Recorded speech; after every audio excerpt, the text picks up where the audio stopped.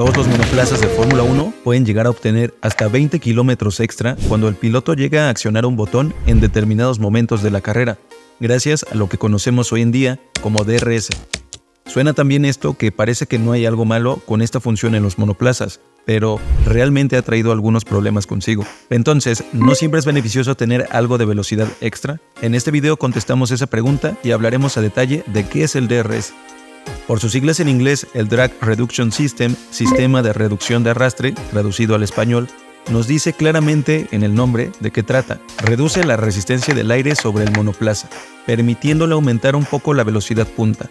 No es un secreto que la finalidad de esta función es beneficiar el adelantamiento y promover el espectáculo en pista, que a priori es algo que todos buscamos, así que es un ganar-ganar. Pero espera, quédate con esta información que la contrastaremos más adelante en el video con lo que realmente ha sucedido. Su primera aparición llegó en 2011, como ya dijimos, con la intención de aumentar el espectáculo en pista generando más rebases, debido a la gran cantidad de pilotos que se veían atrapados detrás de otro piloto debido al aire sucio. La crítica ha aumentado desde su introducción, ya que se ha hablado acerca de lo fácil que a veces puede llegar a ser rebasar y que la magia de esto se ha ido perdiendo poco a poco. Y claro, muchas veces los pilotos ya no tienen que arriesgarse demasiado para lograr concretar un rebase, pero precisamente debido a la falta de acción en pista y la complejidad de los monoplazas al generar aire sucio en curvas, puso en jaque a la Fórmula 1, pues por un lado se buscaba una lucha justa en pista, pero también se requiere acción, entonces la decisión no es fácil. En la práctica sí que cumple bien su función y de una forma muy simple. Primero, tenemos que ubicarnos en la parte trasera de cualquier monoplaza de Fórmula 1. Específicamente, fíjate en el alerón trasero. Este está compuesto principalmente de fibra de carbono, el material estrella en el mundo automotor, ya que es muy ligero y provee una buena resistencia. En general, los alerones tienen variaciones acorde al concepto de desarrollo de cada equipo, pero básicamente se componen de una estructura rígida anclada a la parte trasera, donde justo en la parte central del alerón hay una especie de paleta que puede reclinarse hacia arriba. Ve esta comparación. Del lado izquierdo tienes el alerón en su posición normal, llamémosle cerrada, y en la parte derecha, con el DRS ya desplegado, llamémosle abierta. El piloto cuenta con un botón en su volante, y cuando lo acciona, el DRS realiza esta función, que no es más que permitir el paso de aire por esta zona y reducir la resistencia.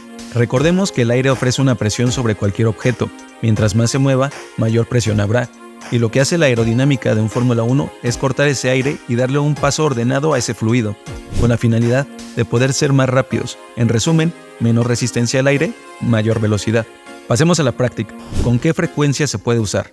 Hablando de carrera, el botón de DRS puede pulsarse siempre que un piloto esté a menos de un segundo de su predecesor en el punto de detección, aún sin importar si es un coche rezagado. Pero no solamente se trata de accionarlo en la parte que se desee, sino en las zonas de detección de DRS, que normalmente vienen antes de una curva. Si el piloto está a menos de un segundo, podrá accionarlo en la zona de DRS. Para esto, la FIA, cada inicio de Gran Premio, lanza los lineamientos para dicha carrera, donde se incluye el layout del circuito con las zonas de detección de DRS y las zonas de acción o de activación. Si te preguntabas si hay más de una zona de DRS, la respuesta es depende, ya que esto va a ser determinado por la pista, el tamaño, la cantidad de rectas que tenga y la dificultad de la misma, y puede ir desde una zona de DRS hasta 3.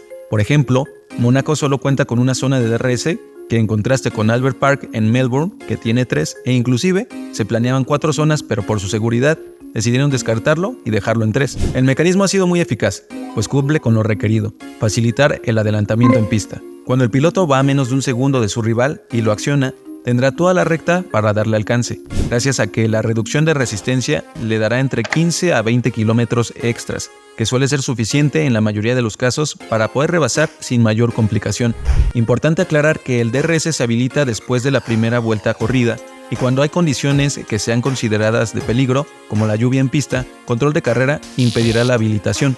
A pesar de que en sí la propuesta es buena y ha traído beneficios a la lucha en carrera, realmente no ha sido lo que se esperaba ni ha dado el espectáculo que se esperaba, porque respondiendo a la pregunta del inicio, tener velocidad extra no siempre resulta beneficioso, y esto abre un tema interesante del que muchas veces se ha hablado, con más polémica a partir de la temporada 2022. El tema de los trenes de DRS, que suele ser una piedra en el zapato para la mayoría de los pilotos y que se presenta con más frecuencia en circuitos con trazados específicos. Para esto, tomemos la referencia del circuito de Zandvoort, uno de los circuitos más complejos en el calendario actual, una prueba exigente que combina curvas medias y lentas con peraltes que suman dificultad y es un hándicap para los neumáticos y para los pilotos, pues aunque el peralte ayuda con una mejor tracción en pista, las salidas de curva suelen ser complicadas y esto es determinante con el DRS. Se supone que el DRS provee esa facilidad al piloto para rebasar en condiciones complejas en pista, como el aire sucio, que genera el monoplaza en el paso por curva. Al tener una recta con DRS, puede darle alcance sin ningún problema, pero justamente eso es lo que ha hecho que el DRS muestre debilidades.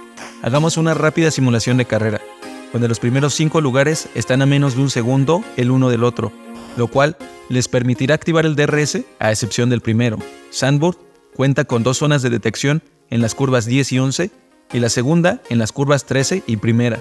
La desventaja más grande del DRS es que cuando los pilotos se siguen tan cerca, se crea una especie de bucle del que no pueden salir, pues todos pueden atacar y defenderse al mismo tiempo con el DRS.